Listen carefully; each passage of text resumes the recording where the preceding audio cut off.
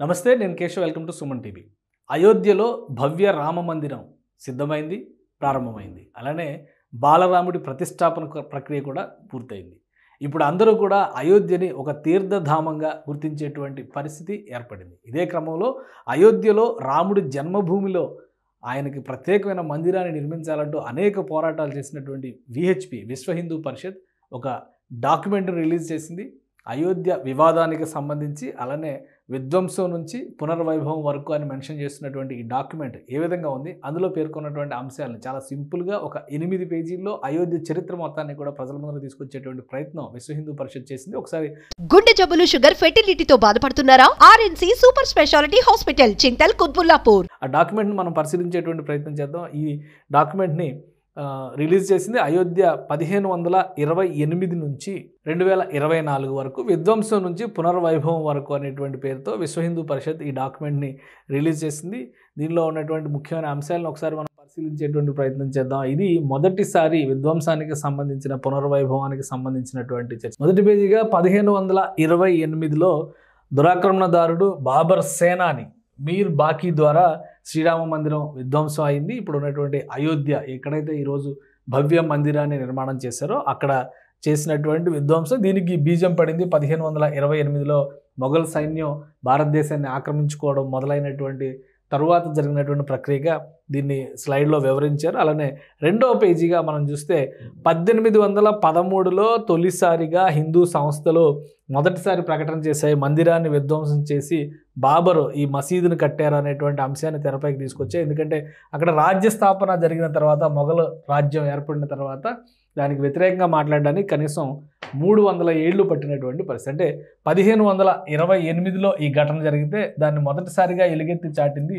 1813లో. అప్పటి వరకు అంతర్గతంగా, అంటే అయోధ్యకి పరిధిలోకి లోబడి ఆందోళనలు చేసినటువంటి సందర్భాలు ఉండొచ్చు, తీవ్రమైనటువంటి అణిచివేతకు గురైనటువంటి పరిస్థితులు ఉండొచ్చు. ఆ తర్వాత మరొక ముఖ్య ఘట్టం అయోధ్య చరిత్రలో చూస్తే 1859. అంటే 1859 అనే విషయాన్ని మనం ప్రత్యేకంగా ఎందుకు మాట్లాడాల్సి వస్తుందంటే, 1857లో మొదటిసారిగా సిపాయిల తిరుగుబాటు జరిగింది. ప్రథమ స్వాతంత్ర సంగ్రామం భారతదేశానికి సంబంధించి జరిగినటువంటి పరిస్థితి 1857లో జరిగినటువంటి సంఘటన. ఆ తర్వాత పూర్తిగా బ్రిటిష్ క్రౌన్ కిందకి భారతదేశం వెళ్ళింది. బ్రిటిష్ చట్టాలు భారతదేశంలో అమలు చేసేటువంటి ప్రక్రియ కూడా ప్రారంభమైంది. ఈ సమయంలో తొలిసారిగా హిందూ సంస్థలు ఉద్యమం చేయడం అనేది, ఈ వివాదాస్పద స్థలం చుట్టూ ఉద్యమం చేయడం జరిగిన తర్వాత బ్రిటిష్ ప్రభుత్వం దీనికి ఒక కంచెని ఏర్పాటు చేసి ఒక పహారాన్ని చేసినటువంటి పరిస్థితి. అంటే ఇది బాబ్రీ మసీదుగా ఉంటే మొత్తం ఆ ప్రాంతానికి అందరికీ కూడా కంచెని ఏర్పాటు చేసి ఒక అండర్లైన్ రూల్ ప్రవేశపెట్టినటువంటి పరిస్థితి.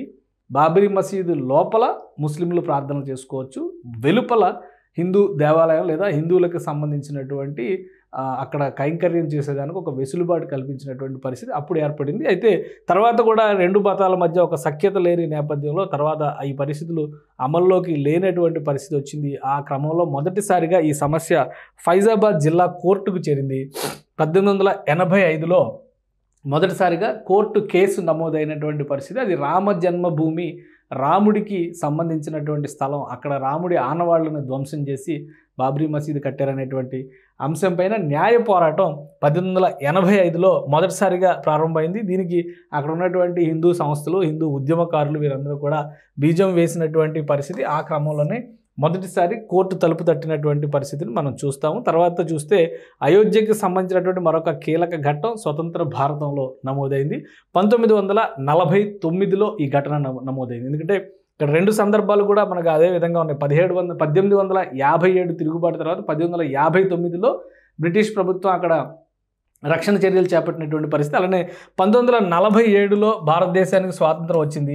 49లో మరొకసారి ఈ ఘటనలో ఒక కీలకమైనటువంటి అంశం వెలుగు చూసినటువంటి పరిస్థితి. ఎందుకంటే స్వాతంత్రం వచ్చిన తర్వాత ఖచ్చితంగా ఇది హిందువులకు సంబంధించినటువంటి ప్రాంతం కాబట్టి అక్కడ పూజలు చేసుకోవడానికి, రాముడి విగ్రహాలు పెట్టడానికి అవకాశం కల్పించాలనేటువంటి వాదనని బలంగా వినిపించేటువంటి ప్రయత్నం చేశారు. ఆ సందర్భంలోనే బాలరాముడి విగ్రహం బయటపడింది ఇక్కడ అనేది ఒక అంశం. అది 1949లో జరిగినటువంటి పరిణామం. ఇదే ఆ బాలరాముడి విగ్రహం.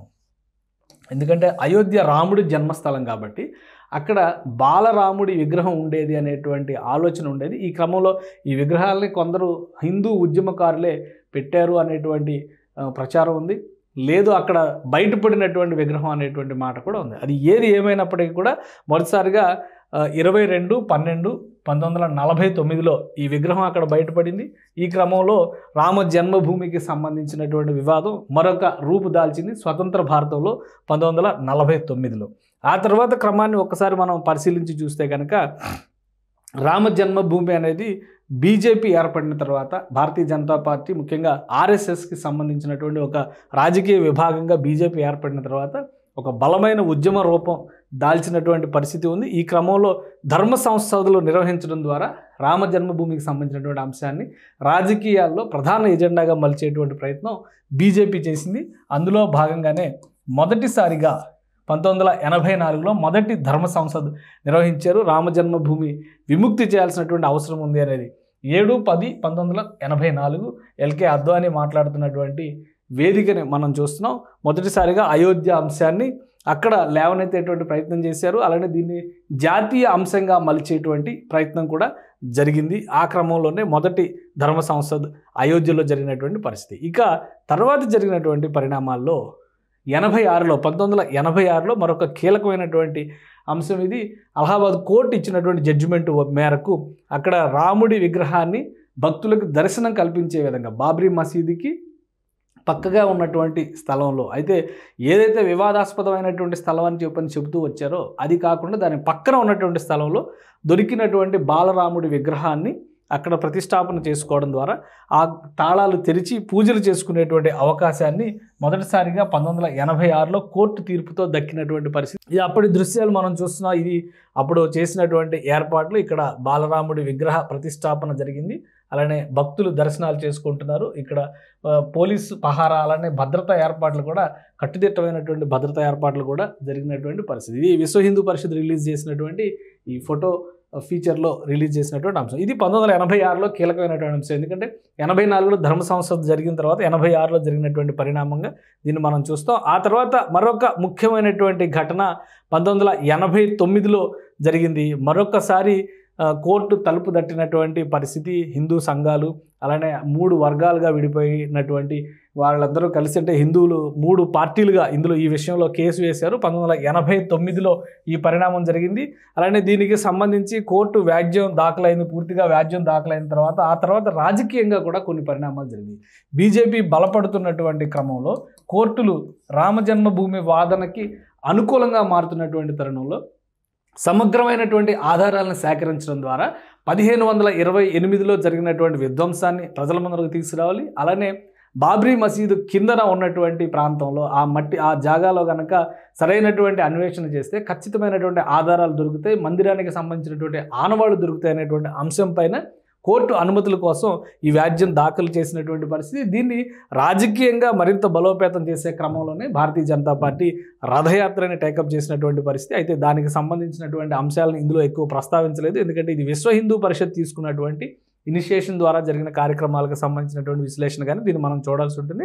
ఇక మొదటి కరసేవని 1990లో చేసినటువంటి పరిస్థితి. మొదటి కరసేవ చేసిన తర్వాత మొత్తం మీద 2 కరసేవలు జరిగినాయి. అలానే అంతకు ముందర ఒక 2 సార్లు దీనికి సంబంధించినటువంటి ప్రణాళికలను సిద్ధం చేశారు. కరసేవ చేయడం ద్వారా అందరూ కూడా అక్కడికి వెళ్ళి రామ జన్మభూమిని విముక్తి చేయాలనేటువంటి వాదనని చాలా బలంగా విశ్వ హిందూ పరిషత్ లాంటి, హిందూ జాగృతి లాంటి సంస్థలు, అలానే రాష్ట్రీయ స్వయం సేవక్ లాంటి సంఘటనలు, మరొకటి బజరంగ దళ లాంటి సంస్థలు, ఇవన్నీ కూడా చాలా గట్టి పోరాటం చేసినటువంటి సందర్భంలో మొదటి కరసేవ 1990లో జరిగింది. ఆ తర్వాత పరిణామాల్లో రెండవసారి 1992లో జరిగినటువంటి భారీ కరసేవ ఇది. దానికి సంబంధించినటువంటి దృశ్యమాలికని విశ్వ హిందూ పరిషత్ తన ఈ ప్రజెంటేషన్లో పొందుపరిచినటువంటి పరిస్థితి. ఇది మొదటి సంఘటన 1992 డిసెంబర్ 6న జరిగినటువంటి సంఘటన. బాబ్రీ మసీద్ విధ్వంసంగా చరిత్రలో మిగిలిపోయినటువంటి సంఘటన ఇది. బాబ్రీ మసీదుకు సంబంధించినటువంటి గుమ్మటాలని కూలగొడుతున్నటువంటి ఘటనలు, అలానే ఇక్కడ కరసేవకులందరూ కూడా బాబ్రీ మసీదు ప్రాంతానికి పైకి ఎక్కుతున్నటువంటి దృశ్యాలు, అలానే పోలీసుల పహారాలని ఛేదించుకుంటూ వాళ్ళందరినీ కూడా కరసేవకులందరూ కూడా పైకి విధ్వంసానికి తెగబడుతున్నటువంటి సన్నివేశాలు ఉన్నాయి. ఈ విధంగా ఈ చిహ్నం కూలిపోయింది, హిందూ సమాజం కరం దొక్కడంతో ఆ బానిస చిహ్నం కూలిపోయింది అనేటువంటి మాటను విశ్వ హిందూ పరిషత్ ఇందులో మెన్షన్ చేసింది. తర్వాత రామ జన్మభూమిలో తాత్కాలికమైనటువంటి రాముడి మందిరాన్ని ఏర్పాటు చేసుకున్నటువంటి పరిస్థితి. ఇది మొన్నటి వరకు అంటే కోర్టు తీర్పు తేలే వరకు 2020 వరకు కూడా ఉన్నటువంటి పరిస్థితిని మనం చూస్తే కోర్టు తీర్పు తేలే వరకు ఉన్నటువంటి పరిస్థితి